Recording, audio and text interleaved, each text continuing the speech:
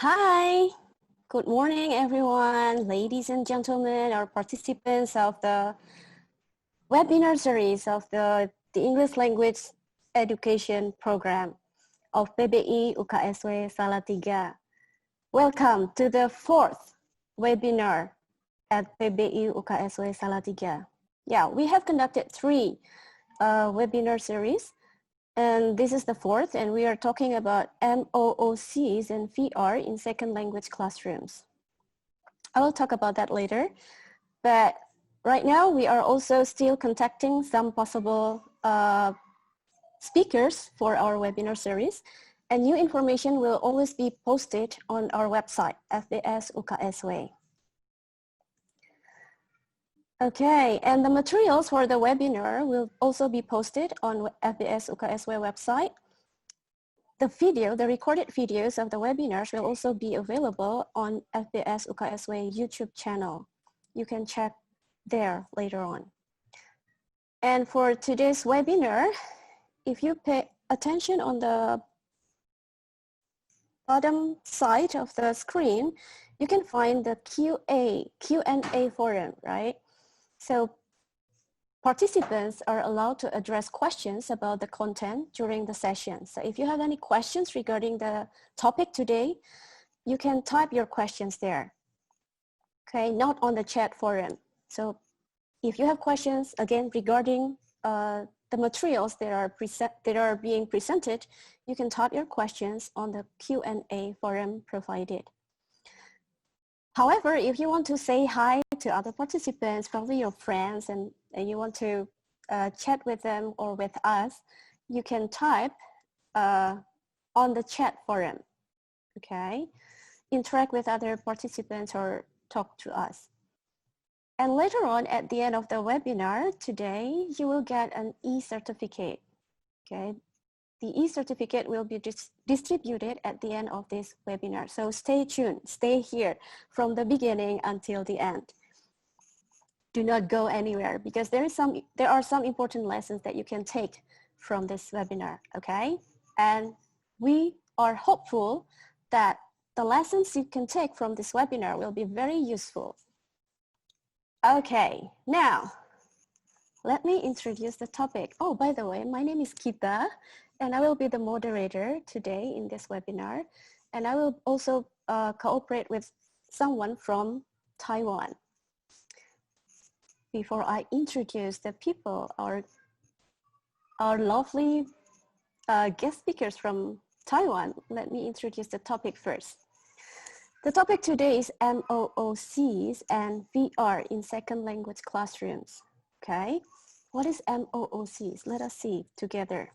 So this panel presentation will illustrate how we can develop digital resources to teach Austronesian languages and linguistics in Taiwan using massive open online courses. So MOOC stands for Massive Open Online Courses and virtual reality, VR technologies.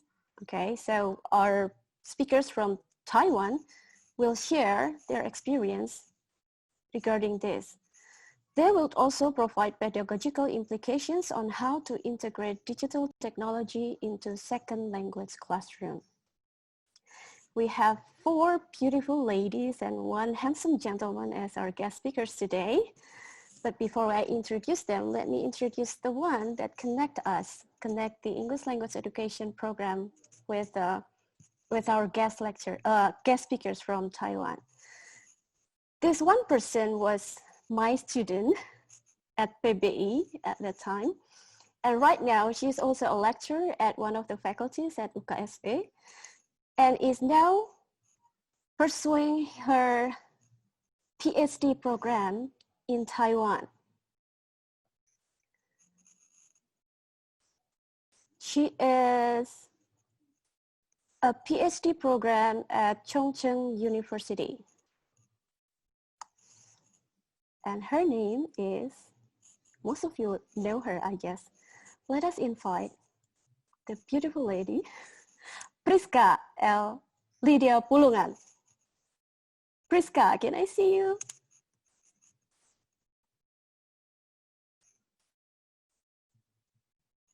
Priska. Yes. Hi. Now we have Priska and our wonderful guest speakers from Taiwan today. Yes. Hi, Mbak Gita. 你好吗？我很好，你呢？我也很好，谢谢。Yeah, so thank you very much for the introduction. Yes, my name is Priska Pulungan, and I'm currently studying in ELMD, Educational Leadership and Management Development in National Chongqing University. And yes, I'm a lecturer in Satya Wacana Christian University, UKSW Salatiga, and I want to go back, but right now I cannot go back because of COVID. No, stay here. Stay there first. Yeah, stay here first. Taiwan is safe. So today, thank you very much for the opportunity for this webinar. It's a cooperation between CCU and UKSW, and finally we can make this happen. I would like to introduce Professor Victoria Rao. She is a professor of linguistics with research interest in Austronesian linguistics, sociolinguistics, and applied linguistics in the Institute of Linguistics at Chongqing University. By the way, Chongqing University is the university being used for the shooting of Meteor Garden, the EFSA, you guys know. Okay. Yeah, so it's been a long time. If you know Meteor Garden and Taomingse, they are taking the movie at our campus. So yeah, please welcome Professor Victoria Rao. Thank you. I've heard a big applause. I like to introduce my team. I'm very thankful for having 4 team members who have joined me in the past and currently to produce 3 projects. So today we are going to talk about the 2 MOOCs that we have developed. The 2 MOOCs, we have Priska and also Ganda. Both are PhD students in ELMB at CCU. They are also preparing to enter the next stage in their doctoral program. Also, currently we are working on the 3rd MOOC. And we have another wonderful team members. Here we have Wendy, who is a media designer, a very capable technician who knows everything about CoSpaces and the VR inside and out. And we have another master's student, Elaine Xu, who is working on her master's degree on teaching Chinese as a second language. So you can see we have different backgrounds, usually in linguistics, education, and also computer science. So with this group, we are going to present in the next 15 minutes. The first part, Priska and Ganda will talk about creating MOOCs for innovative Indonesian L2 language learning. And then after their presentation, we'll move on to Wendy and Elaine, who are going to talk about how to use CoSpaces to create VR stories.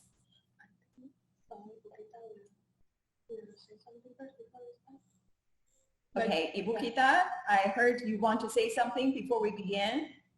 Oh, really? Okay. Okay, perhaps I'd like to have all of the participants get ready to listen to the presentations from our wonderful guest speakers here, Professor Victoria, and then Priska, Ganda, Elaine, and Wendy. So sit back, relax, and listen to the guest speakers today. Enjoy. Okay. You may start. Okay. Basically, each person or each presentation will be less than 10 minutes, so we can go through all our team members' presentations very quickly. And after that, you may ask questions, any questions regarding how to teach second language using technology. I want to start by introducing the 3 MOOCs. 2 we have already established. The third one is being developed right now. For each MOOC, we have one goal. The first MOOC, our goal is conservation, because we want to use documentation software to conserve and revitalize Austronesian languages, using Indonesian language as an example. And the second MOOC, the goal is computational thinking. We want to develop some important Indonesian basic materials for those who are learning Indonesian at the beginning and the intermediate level. But we also want to teach them to develop, to create App Inventor 2, to use App Inventor 2 to create their own products. The third MOOC, our goal is on creativity. We want to use CoSpaces to develop their own VR stories. So you can see the 3 C's, from conservation to computational thinking to creativity. With these 3 goals in mind, we have already worked very hard to make our dream come true. So the 3 theoretical frameworks that I have used for the 3 MOOCs, the first one is language documentation, which has been very important since the 21st century, because linguists want to know how to conserve, how to revitalize so many languages which are dying. Especially there are Austronesian languages, which is the 2nd largest language family in the world. There are so many dying every day. That's why we want to use documentation software to try to capture the past. And then the second theoretical framework is cognitive linguistics. As cognitive scientists, we want to know how human beings remember, process, and produce information. So one of the tools we have used is a frog story. This story has been used to elicit a lot of texts, so we can have data, we can have language information based on which we can understand the culture and the linguistic structure and how our brain process all this information in stories. And the third theoretical framework is PPAC model. This is a very important model currently, which aims to integrate content knowledge, CK, with pedagogical knowledge, PK, and technological knowledge, TK. So with the 3 fully integrated, we hope that our language materials and our second language teaching can be just very much like this tasty, good-looking, nutritious sandwich. You can see it has to look good, appealing, so that students are willing to try. But it has to be nutritious, good for your body, so that you can learn a language. That's the second part. The third part, it has to be easy to eat. In this case, you only need to use your teeth, 1 bite. Then you can take it. And then it has to be easily digested too. So with this metaphor, you can see we want to make our second language teaching in our classroom fully integrating the 3 elements. So content, pedagogy, and technology. We cannot leave anything behind, but they have to be well integrated, not to make one too big, the other one too small. So in our Indonesian language classes at CCU in Taiwan, we have tried our beginning Indonesian and intermediate Indonesian classes by our general education center. And in our gen ed classes, you can see basically from day 1, we wanted to have this class in TEO classroom. TEO stands for Technology Enabled Active Learning. So in the TO classroom, we always have to keep in mind technology is there. We have to make the best use of technology. That also influences our pedagogy because we don't simply just use face-to-face interaction. We have to make the best use of media and other internet information. But since we have been working on this general education classes, we feel that we have needs to develop our own teaching materials. So the first material we developed is a MOOC class. MOOC stands for Massive Open Online Course. A MOOC course, we want to use documentation software to teach students how to make their own dictionaries, how to calculate word frequency, and how to collect their data and make their video clip and their morpheme by morpheme glosses lined up so that we can see the text very easily.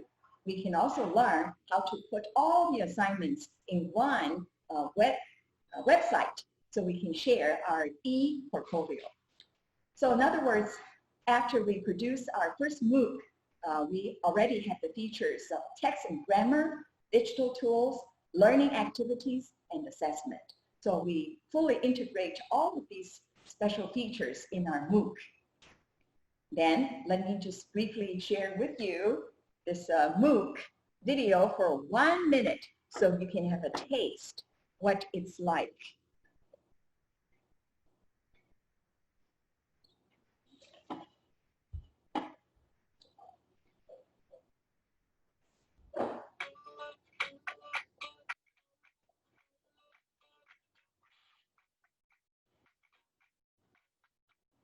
Aku dan Haji merangkak naik dan tada!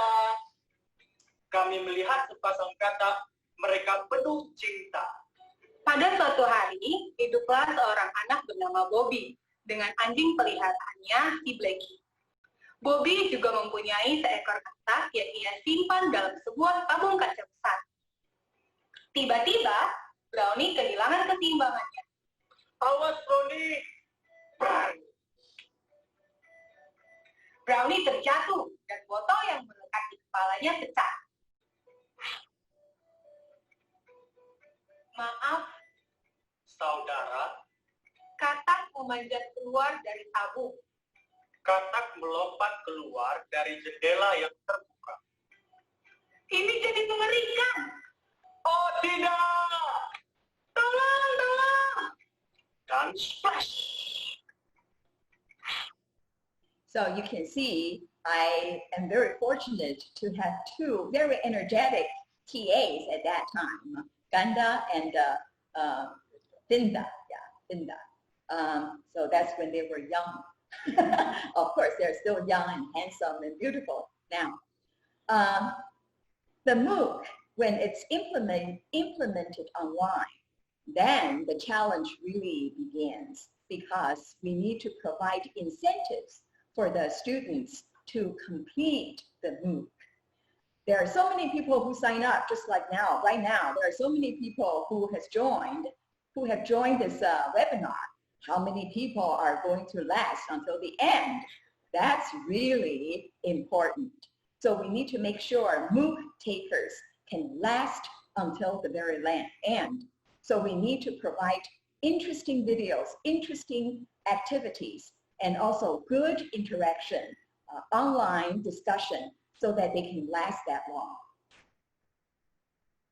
And after that MOOC, the second MOOC we produced is called Indonesian Travel Frog Called. Again, Travel Frog, I already mentioned, is based on the cognitive linguistic tool, Frog Story. And when we began this MOOC, we just wanted to make it computer-assisted language learning. That's why it's called. It also means make a phone call, called. However, after we started this MOOC, we gradually developed it into computational thinking.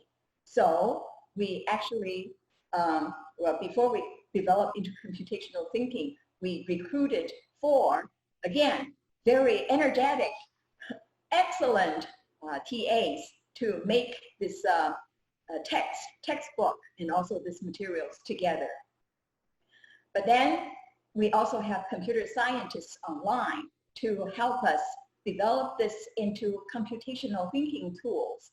So we used App Inventor 2 as our software to help students learn how to make their own dictionaries on their cell phone, and also their own translator and campus tour. Actually, one of the participants online today is the author of the campus tour, Ken. Maybe later Ken can say hello to everybody. So these are the apps that my students produced last year using App Inventor 2 to make their own Indonesian materials for self-study. So all these,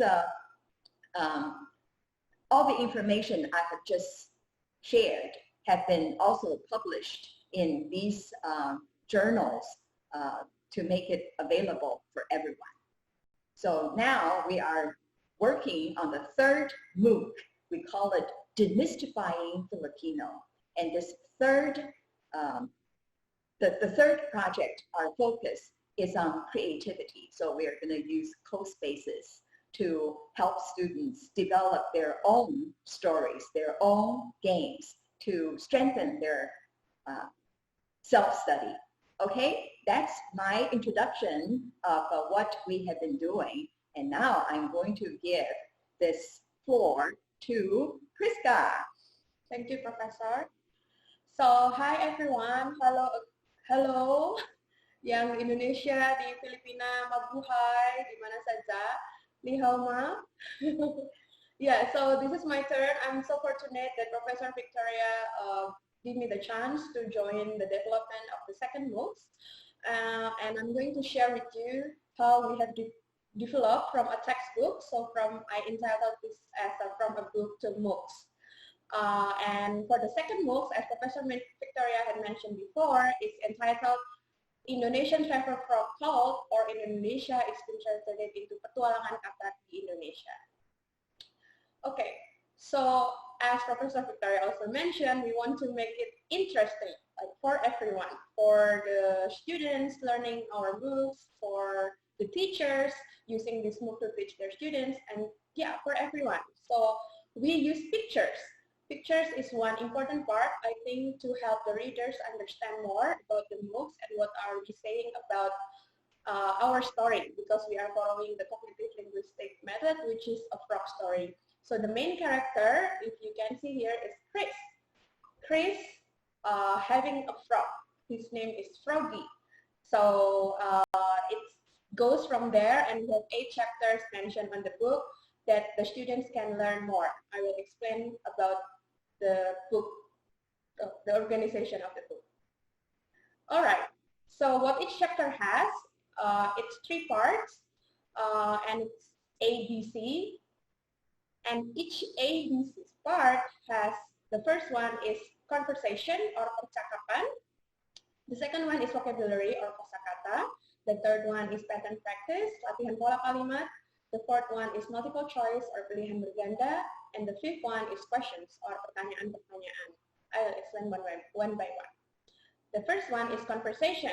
This is taken from our MOOCs, our textbooks, and it looks like this. So we have trilingual. So the first one is Bahasa Indonesia, then English, and then it's also written in Chinese.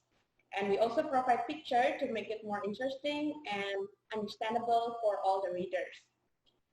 The next one is vocabulary or kosakata.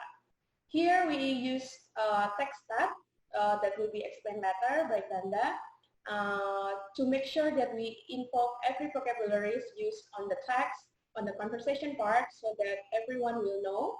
And again, it's translated into English and Zhongwen, so it's in 3 languages. The next one is pattern practice or latihan pola kalimat. Latihan pola kalimat or pattern practice is used merely on the class when we use the books to teach the students. So the students can know also about tata bahasa or grammar in Indonesia and also in Chinese. Next one is multiple choice or pilihan berganda. Pilihan berganda, here we would like to test students' understanding and comprehension about the textbook, about the conversation that they've read before. So here we give them a simple task to let the students understand. Next one is pertanyaan-pertanyaan or questions. Here students can give answer or response to the questions or statement being mentioned. And I think it's very interesting to check student understanding too, related to the conversation or the story that have been learned. For your information, so we developed this textbook by adapting the text organization from John Wolfe, Professor John Wolfe, that maybe 30 or 40 years ago have been developed this book for American students. All right, so next one, in each chapter, we have communicative activity. This is the example of lesson 1. We have pohon keluarga or family tree, where we ask the students to write down their family members' name. So for example, we ask them to write about the names of their father and mother, ayah dan ibu. And this is the example of the conversation. A very simple one to let the students use the information they create on the family tree to introduce their family. Next one is quiz. So on each chapter, we provide soal ujian or quiz in the form of multiple choice, and it consists of 2 parts. The first one is kosakata or vocabulary, and then on the second one is comprehension questions. And we use it to assess students' comprehension and understanding about the chapter. All right, so that is my explanation about the textbook. And then we move into the MOOCs. So in order to have, because it's combining the TPAC model, so it's combining technological, pedagogical, and also content, we provide the MOOCs for the students. And this is behind the scenes, what we have been doing in creating the MOOCs. You can go to the YouTube playlist to see more about the MOOCs that we have been creating. And these are what I can learn from developing the MOOCs. I think it's interdisciplinary and cross-cultural. The first one, because it's initiated and created by Professor Victoria Rao, who is a professor in Austronesian linguistics. So right now, 3 MOOCs have been developed, 2 in Indonesian and 1 in Filipino, which is, I think, one of her interests in Austronesian linguistic field. Next one, it's in collaboration with 4 CCU graduate Indonesian students from different majors. That's why I mentioned interdisciplinary, and it's kind of interesting for us, me, Ganda, Vinda, and Prilly, because we are coming from different majors actually, but all of us are Indonesian, so it's a good challenge for us to learn more actually about Bahasa Indonesia. And then it's targeted for Chinese and other language speakers because we provide in 3 lingual materials, in the Bahasa Indonesia, English, and Chinese. And then it's being developed and edited in Taiwan, which is actually outside from Indonesia itself with different language and culture. So it's been a very interesting journey. So we also applied these books and MOOCs into our Indonesian classes here in National Chongqing University. These are the courses that have been offered to the students. For example, Indonesian Innovative Learning, Beginning Indonesian, and also Intermediate Indonesian. And I'll show you, this is the pictures taken from our classes.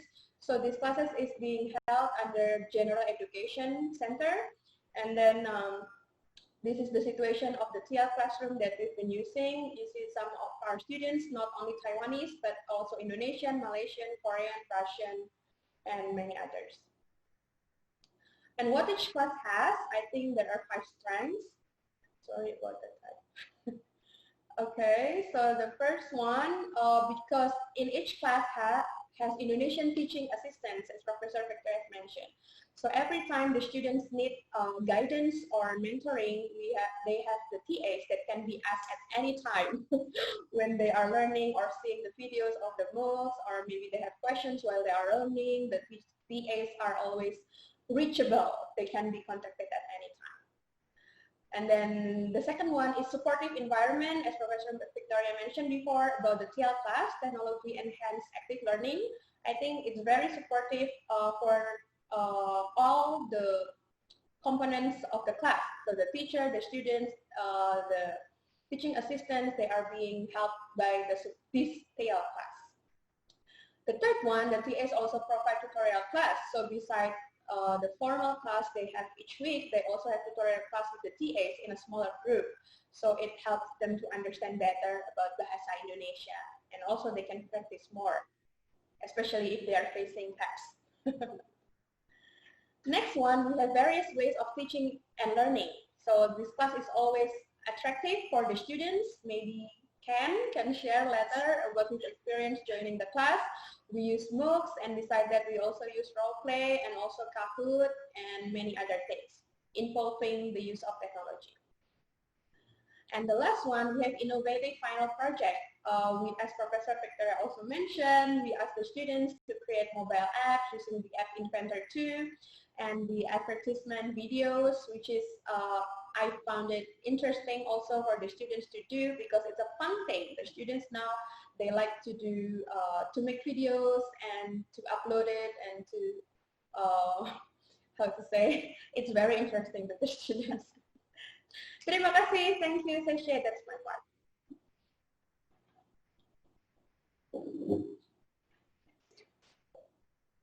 Okay, thank you Kak Priska for the presentation. Hello everybody, hello Indonesia, apa kabar? Okay, so this is my time to share what I have in Taiwan in National Chung Cheng University with Professor Victoria Lau. I'm very pleased to share my experience here. So for this time, I'm going to share about MOOCs for learners.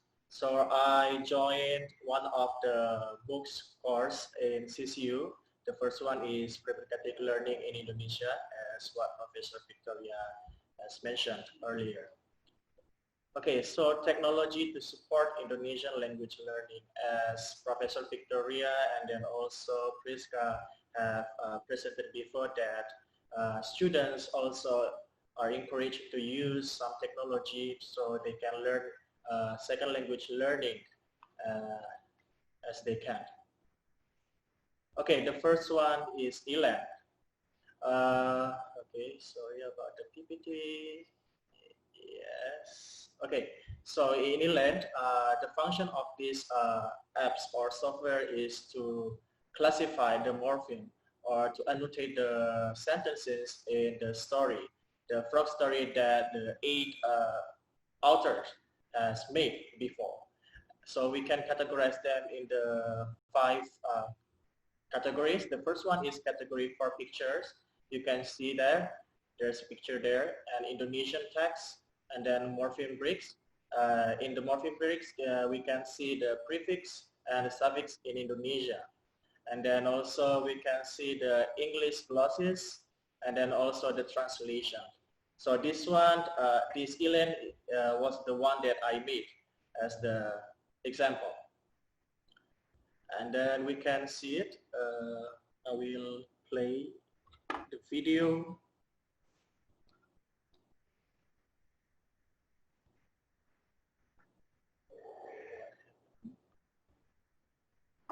Hai, namaku Tian.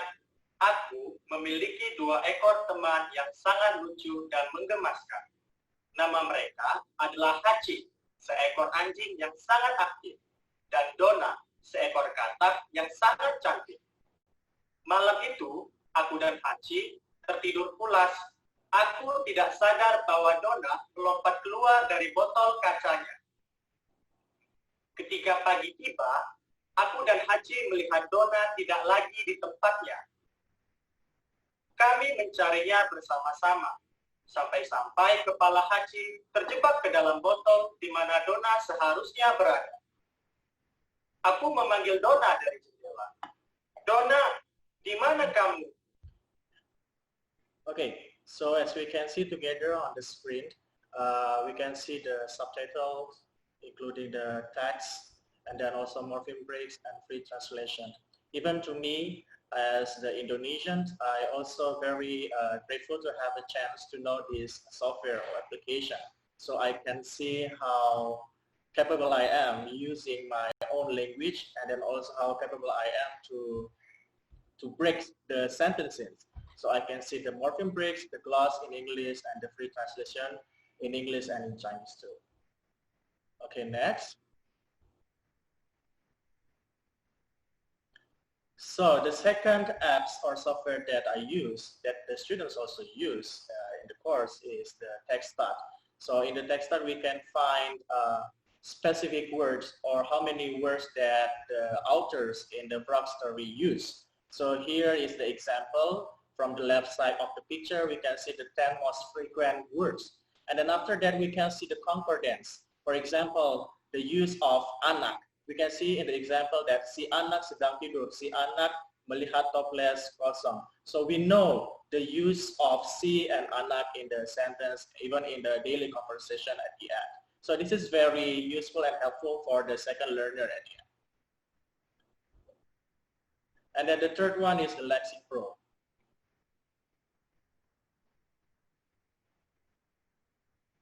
So LexiPro, the function is to make the online dictionary. So here in the picture, we can see that I categorize them into four. The first one is conjunction, and then classifier, preposition, and verb. For example, done. Done is the lexeme. So it's a conjunction, and also it's a part of the conjunction Indonesia. So the example also like this. Si anak dan anjingnya pergi dari rumah mencari katak yang hilang. And then also I provided English translation for the dictionaries, like the boy and his dog went out of the house to look for the missing frog. And then you can see the second example and then the third example. This is very useful for the foreigner students to learn Indonesian and then also Tagalog language in the future. And then after that, in the MOOCs course, the teachers, Professor Rao, encourage the students to design a website so they can store the data or the documents that they have made before as an e-portfolio. And then they can also upload it into the Google Drive and then design the weeks, the website in weeks as beautiful as they want. So in this section, I provided student feedback with Professor Victoria. So like for example, let's say this MOOC was very rich and resourceful, and then you say that the videos helped me a lot, learn a lot, and then Wang replied that, yeah, the TA replied to my question immediately. So I was the TA for this course, and then she said that she learned basic Indonesian grammar and know how to create an online dictionary. And then even Sue also here, the text with morpheme by morpheme glosses were very helpful, and including Chen say that she liked the online discussion. So what it means not just only the books or the video help for them, but also the manager or the TA for the interaction between the students and the manager also is needed for learning second language learning by using MOOCs. And then ready to go for blended learning. So here I use Garrison and Fogan 2008 to see whether our class, beginning Indonesian and intermediate Indonesian, have used blended learning in the class. So in this framework, we can see the social presence. As Professor and then also Capriska have mentioned that we use the instructor and TAs in the classroom. And also we provided and facilitate the students with tutors, so they can interact with the tutors whenever they have questions related to the topic or the materials from the book. And then after that, we also emphasize the cognitive presence, which is the theoretical or the linguistic knowledge that have been provided in the books. And then also the teaching presence in the classroom and also as a classroom, and also from the MOOCs or from the video on YouTube. So these are the example of the social presence, cognitive presence, and teaching presence that I just mentioned. So in this semester, I'm very pleasant to have the opportunity that professors encourage me to use VR, virtual reality, that later on one of the guest speaker will present. So I designed it in Indonesian language, so I use it. So as we can see in the screen that, hi, selamat datang di apartemen kami, nama saya Ganda, saya adalah mahasiswa di Universitas Negeri Chongqing. So I try to introduce myself in the books, in the virtual reality, so everyone that can see can feel that I'm there, although I am not there. Yeah. So, and then after that, I introduce everything that I have in my apartment, and then students or learner can click on the quiz that I have provided. So for example, like di manakah buku jurnal? So I give two optional answers. The first one is di bawah ranjang tidur, and the second one di atas ranjang tidur. And the right answer is di atas ranjang tidur. So I think that's all for my part. Thank you. Now we're going to move on to the nuts and bolts of using CoSpaces.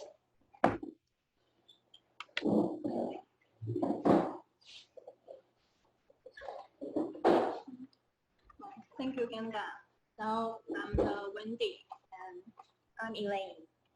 We will to introduce what is CoSpace and how to use CoSpace to your course.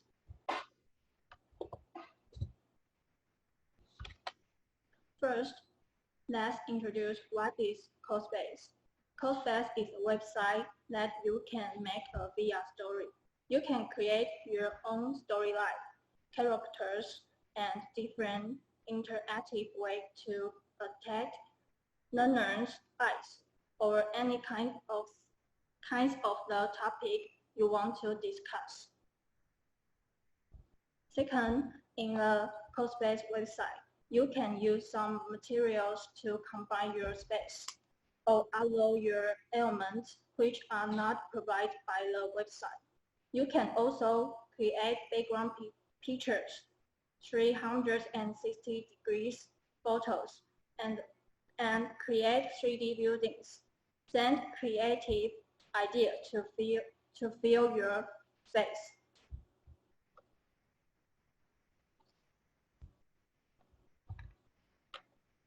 Besides, we can also combine with MOOCs by importing MOOC videos, photos, and sounds to assist our teaching. Three-part, we can create some interactive way to make learners get interested in CoSpace, such as Q&A to ask some questions with 3D models to increase the learners' motivation of learning and also increase their impression of the courses. Second, or simply make a language learning space that focus on practicing listening and speaking. Learners can learn the pronunciation or recognize vocabulary when clicking the pictures or listening to the sound files that teachers onboard on it. 3. The most important thing is to string your entire storyline so that the learners won't get confused. Create a good storyline is also a way to catch the learner's attention.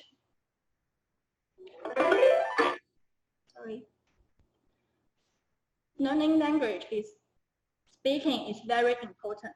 So you can combine your own recording and 3D models to make it more entertaining.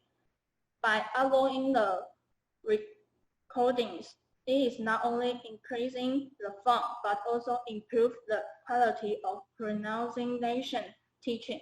So we can look this video.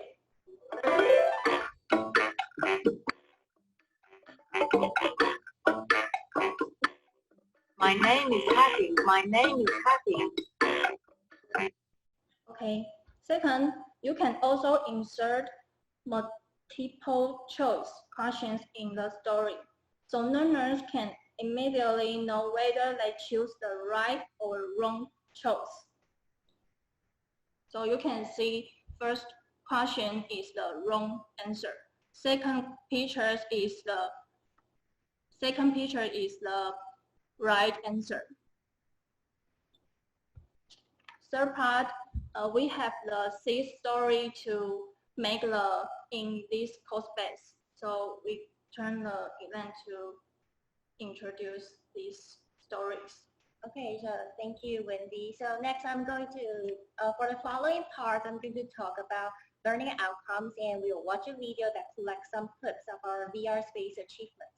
So the learning outcomes for the combination of MOOCs and VR are the personalized setting or playing interactive games can make users be more familiar with the lessons. It's not only about the text, it's also about like understanding the whole stories and vocabularies and also the pronunciation. And second is learners can be more productive when creating their own storyline, which means they can use their imagination to build their own VR world. Okay, so these three MOOCs courses are, we just introduced about it. So the first two, they are all about teaching Indonesians, and these three are all created and developed by Professor Rao and some master and doctoral students. Ganda and Priska also participated in the MOOCs, in these MOOCs too.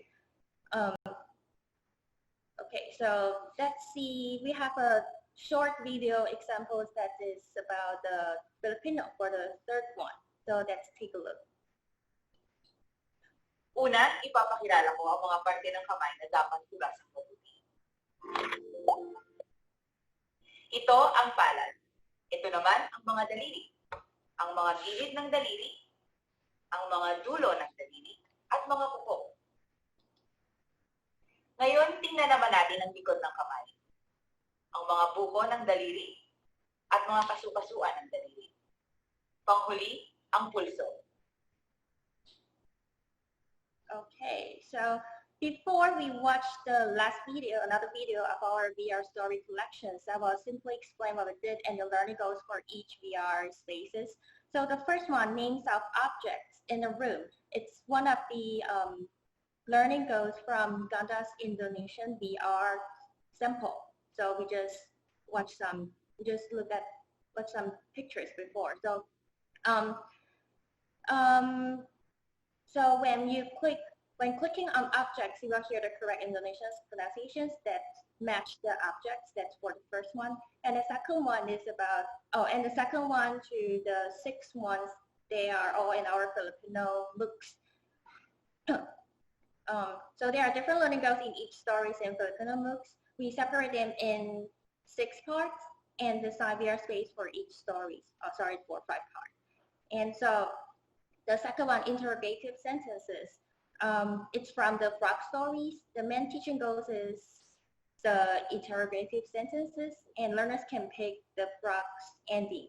And also you can activate the frog to show multiple questions, multiple choice questions. And the third one is the motion verbs. Motion verbs is about the story of peers. It's teaching about motion verbs.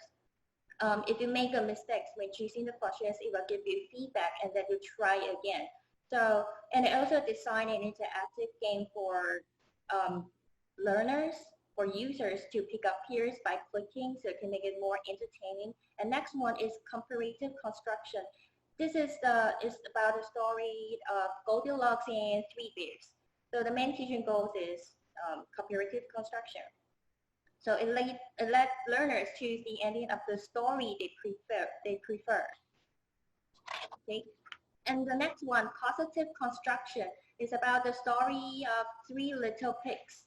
So the student or the learners will become a first-person character in this VR story. And you can answer the questions, and you can eat the pig if you answer the question correctly. Also, you make it a backstory and if you click the wrong answer. And the last one is parts of the hand. Due to the COVID-19, just in the whole world, we are focusing now. And so we choose a news report that is about COVID-19, and we teach you how to prevent from, not prevent, like washing hands, yes, and just prevent from COVID-19. And the virus will disappear if you answer the questions right in our VR spaces. So I know maybe it's hard to understand with text, so we collect some video clips for our VR spaces. Let's take a look at the videos.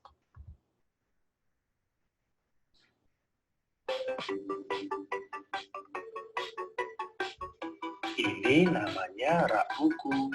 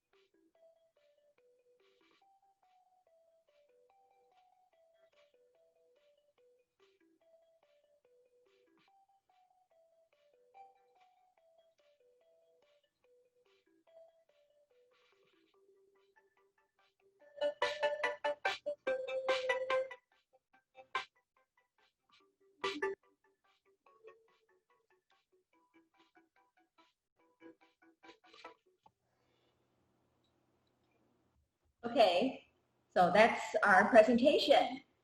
You have seen the very last part, how we make very different kinds of VR stories to emphasize a major grammatical point. For example, interrogative sentences or motion verbs, comparative construction, causative construction, or imperative sentences, and so on.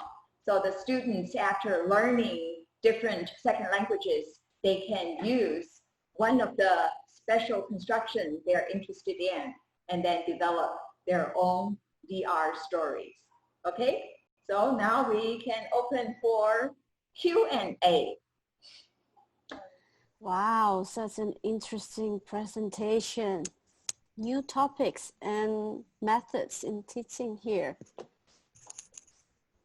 So I'd like to open the live question and answer sessions. If you have any questions to be asked to our lovely speakers today from the National Chongcheng University in Taiwan, you could raise your hand and we can pick one of you to ask your question live here. So you can open your video and speak through your microphone. Wait a sec.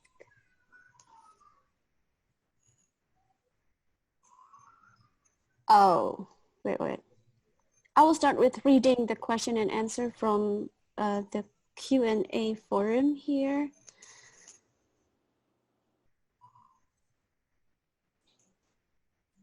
Wait. Okay, I'd like to read one from Ananda Windaniela Antoni. Okay. Based on my experience in teaching elementary students, it is true that using various ways of teaching along with the use of technology helps me engage students more during the class activities. However, when it comes to the adult learners like junior high school students, it is somehow difficult to engage them more in doing the classroom activities, although I already tried to do various ways of teaching and various technology. Could Ms. Priska and the team share how do you engage the students more, especially regarding their motivation to participate in the class activities? It seems and looks like your students fully participate in the activities. Please share the tips and tricks. Thank you.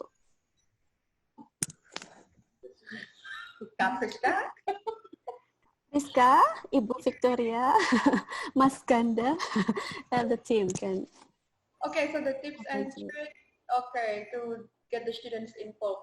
Yeah, well, the students, also in our class, like, they are very, how to say, close to their gadgets. Like, almost all the time, they use their gadget, mobile phones, and everything. So we try to actually develop the MOOCs and involving a lot of technologies for them to also learn. So while they're opening the gadget, like, they are opening something for them to learn something new, like to study. So we want to make it interesting, actually, to motivate them more, so that when they open their gadget, it's not only social media or TikTok, but something that can be learned for them.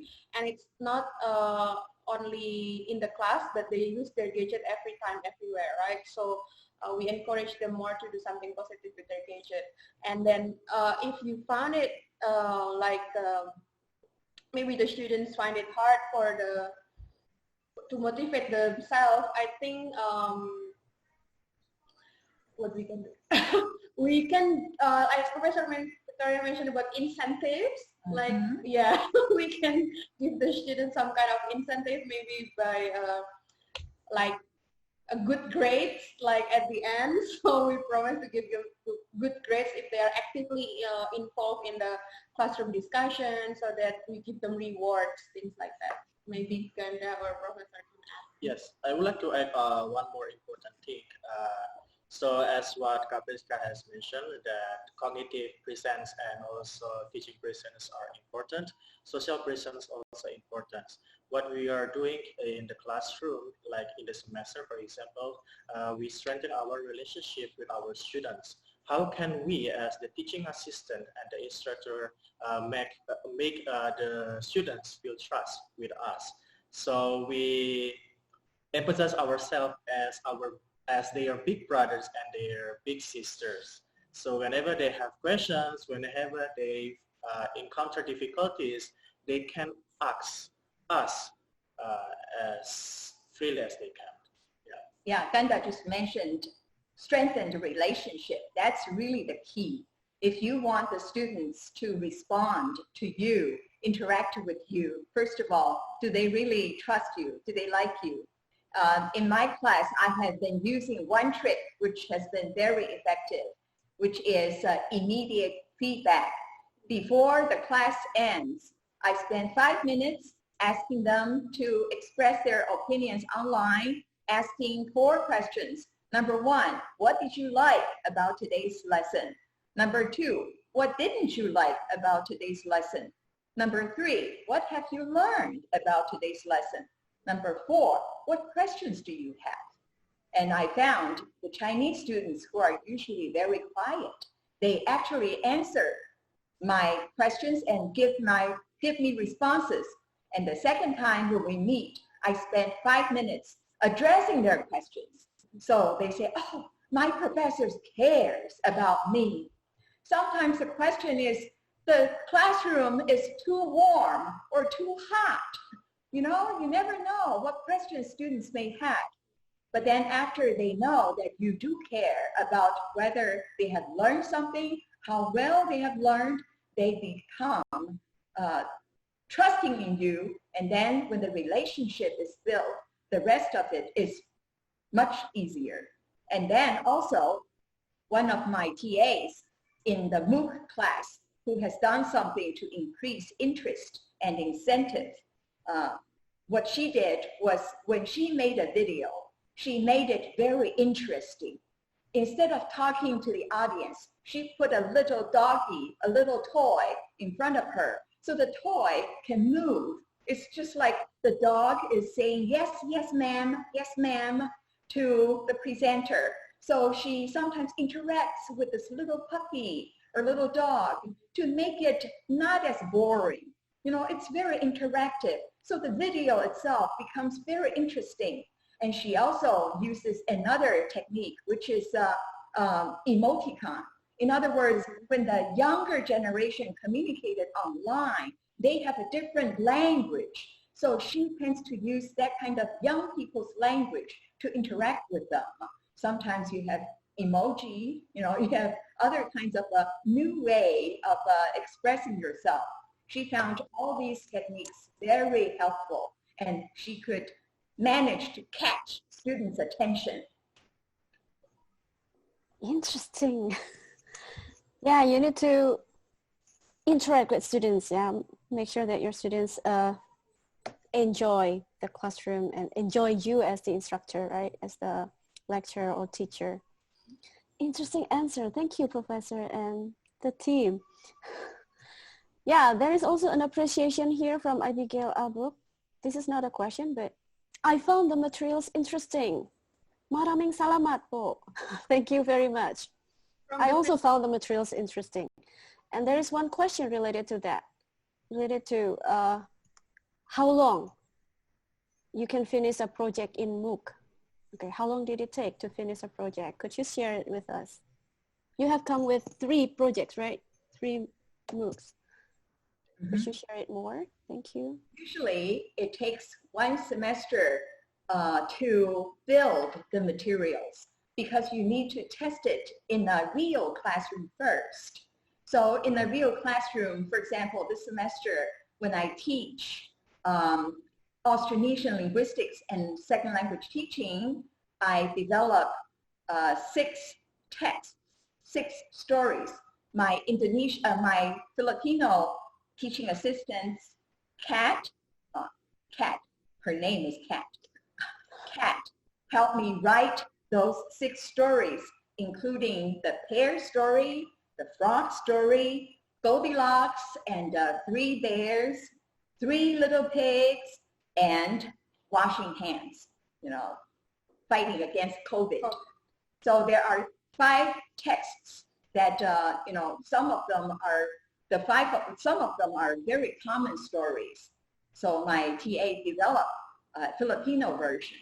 And then after we use our classes to teach about these texts, I told my students, you are going to join the MOOC to videotape this with me. So my media designer here and one of the students here joined this MOOC. So basically it takes about 1 semester to develop the materials, but it also depends on the experience of the developers. For example, when my team come to the studio to videotape the materials, if the team members are very experienced in talking to the camera, then it can be done very quickly. If the team members are very shy or not used to it, then we have to take 2, take 3, take 4. Then it takes a longer time. It also depends on the designer who is behind the scene. For example, now Wendy is putting all the videos together into the MOOC. It depends on how efficient she can produce the whole thing. After she finished making all the videos together, I have to make sure all the subtitles are correct. The 3 subtitles, Filipino, English, Chinese, okay, for the Filipino. Of course, for the Indonesian, the 3 languages you all know. Then we also have to make sure all the information in each video clip is accurate. So we have to revise it again and again.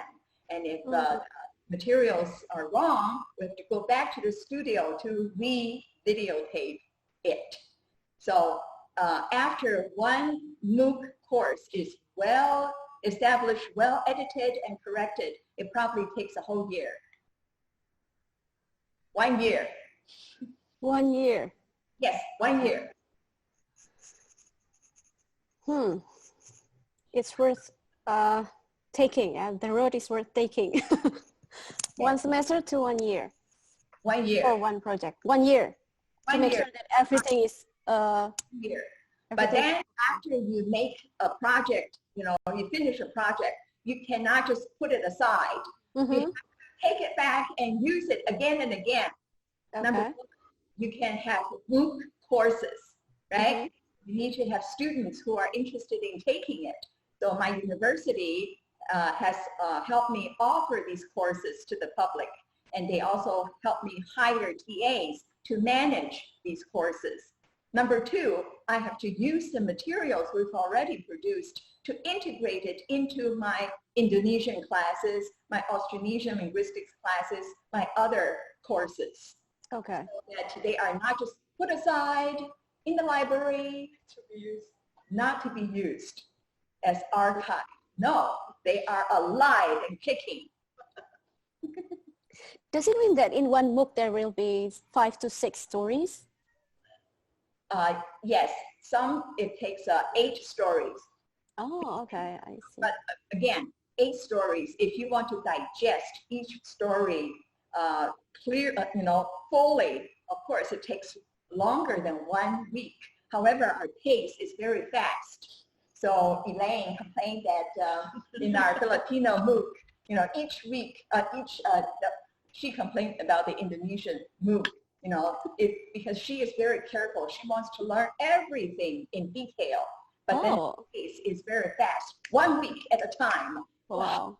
It's just overwhelming. So the feedback she complained about the fast pace. But the result is very interesting. It's worth it. Right. Yeah, that was the question from Melissa Sri. Yeah, the one that I read earlier. How long did it take to finish a project? And probably this is also a representative of the question from all of us here. How long did it take to finish a project? And we also learned, right, guys, participants, that if you have finished one project, do not put it on the bookshelf. Use it for the other projects that you have. Okay. Let me see. Priska, did you choose anything from the QA forum? Ibu Gita, there is one interesting question. Okay, Pak Calvin, which one is it? Yeah, Professor and Tim, could you please talk a little bit about the software or the applications that you use to create the MOOCs? Could you please, explain about that a little bit? And I think there's a question whether that application is free to use or not. Yes. Thank you. Yeah. Never use anything that has to cost any money. All our software is best quality, free. That's our first principle. And we want to make our materials free of charge, good quality, available for everyone too. This is one of the principles in scholarly social responsibility. Academic social responsibility. So for example, in the first MOOC, we use documentation software, all the software, ELAN, TextStat, Lexic Pro, Wix, all of them free. And in the second, we actually use App Inventor 2, that's free. The third one, we use CoSpaces, which is also free. Sometimes free things can be very good. Yeah, some expensive things are not very good. Okay. Too hard to get. Okay, thank you. I hope that answers the question. And Professor and Tim, did you do a kind of workshop with your team to try the technology together in creating those MOOCs?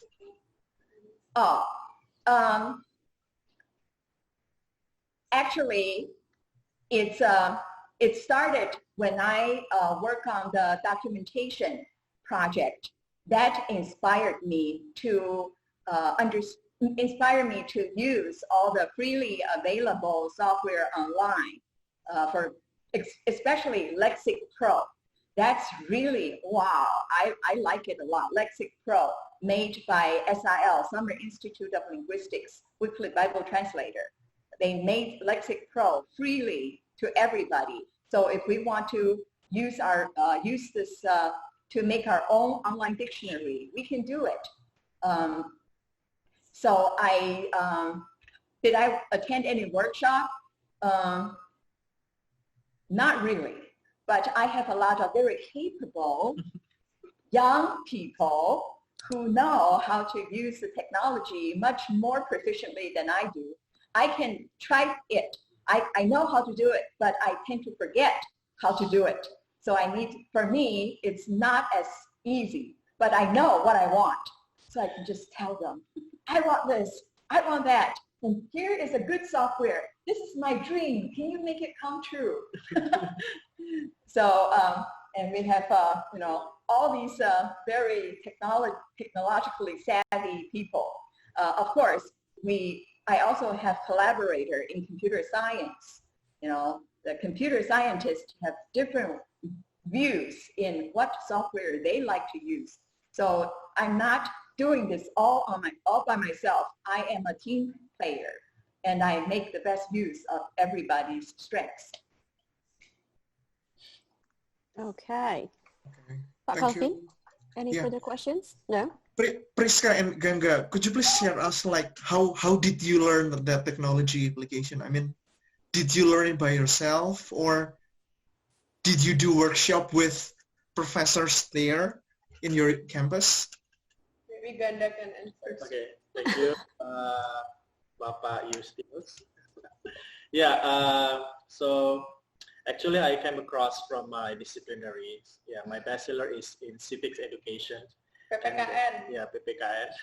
And then after that, here in Taiwan, I been accepted as a master student in educational leadership and management development. And then I met Professor Victoria Rao, the angel. And then we collaborate and then work on my thesis, at the time thesis project, and about teaching Indonesian, and then also about leadership style of the teacher.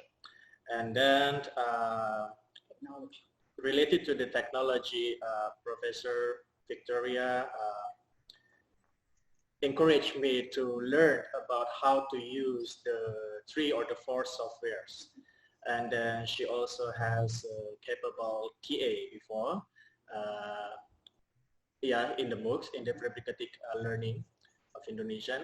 And then I learned by doing, yes. And then, yes, and share. Of course, once you know how to do it, and then after that you have to share it, so you will be professional at the end. Yes. Okay. Yeah, so the same with me. I also learned by doing. Mr. Calvin, long time no see. He's at the United States. Yeah. Pak Calvin is one of the lecturers at PBI too, and he is now in the United States pursuing his PhD degree. Yeah. We also have younger people here, our master's students. How do you learn technology? Internet is very popular now, so if you have any question, just Google. YouTube is the best. I think YouTube is the best way to learn like technology things, especially about software, because you need someone to tell you and do the videos. It's better than just looking at the text in the word. Right. How about the media designer? How do you learn technology? We can do the teachers and or students to speaking. I will learn together. Oh, she's already technologically savvy. She just needs to know what we need and she come up with the solution for us. What do you need? Come to me. Okay. So the message is those projects are doable, and the technology application is something that everyone can learn. It's available. Exactly. Yeah, available, free, and just do it, try it. Find a friend. Find a friend to do it together. Just go there and find the tool that you need, and find a friend as your team. Do not work alone. Yes. Right. Okay. You'll Thank get you, depressed if Professor. you do that. Yeah, I'll find the right man on the right place, Pak Calvin. Okay. Thank you. Thank you. Yeah, it's Bukita, interesting. are there other people who raise their hand? There are? I'm not sure. I'd like to read one more question here. Okay. Can we download MOOC that you have just made? Can we access the MOOC? Yes. All our MOOCs are on YouTube. Oh, okay. You just Google the name, Prefabricated Learning in Indonesian, and the other is Indonesian Travel Frog Called. Yeah, and after Wendy finishes the third MOOC, if you Google Demystifying Filipino, you will find it. So I hope the question about Said Maulana is answered there. Okay. So can I open live questions now? Yes. Does anyone want to ask live here? If you can raise your hand, we can pick you and we can give you a chance to speak here and ask the speakers. 7 minutes left. 7 minutes left, right. 2 minutes. No questions. Okay, Pak. Is it Pak Arisandi? Yes, Pak Arisandi. Okay. Okay, good morning, everyone. Morning. Yeah. Morning. I'm Arisandi from Indonesia. I'm an English teacher here. So I would like to address a question about the implementation of the technology in the classroom. Normally, we are not going to use the technology 100% in the classroom, right? We are going to do it mixedly with our traditional method like lecturing or explanation or discussion. So my question is how to mitigate the gap between, you know, the technology and the traditional instruction.